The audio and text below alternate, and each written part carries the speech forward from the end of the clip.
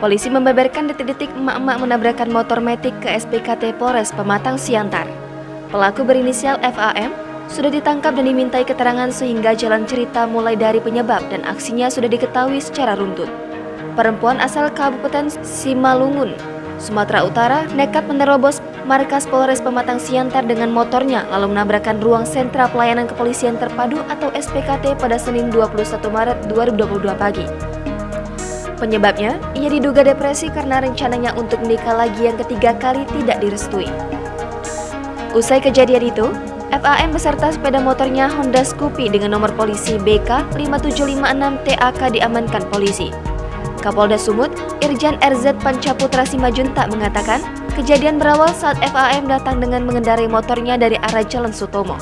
Saat itu, sambung panca, petugas sedang melakukan pengamanan lalu lintas pagi. Ketika melintas, FAM hendak menabrakkan petugas lalu dikejar hingga masuk ke Polres Pematang Siantar dan menabrak ruang SPKT.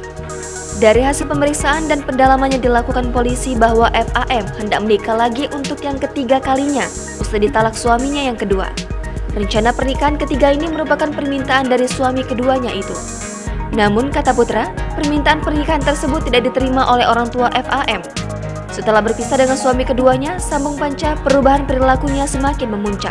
Polisi pun akan melakukan pendalaman terhadap latar belakang kepada suami kedua FAM. Polisi saat ini masih mendalami apa penyebab FAM hingga berperilaku berubah drastis dengan pemeriksaan yang dilakukan oleh tim psikologi Polda Sumut. Jangan lupa subscribe, share, komen, dan like ya.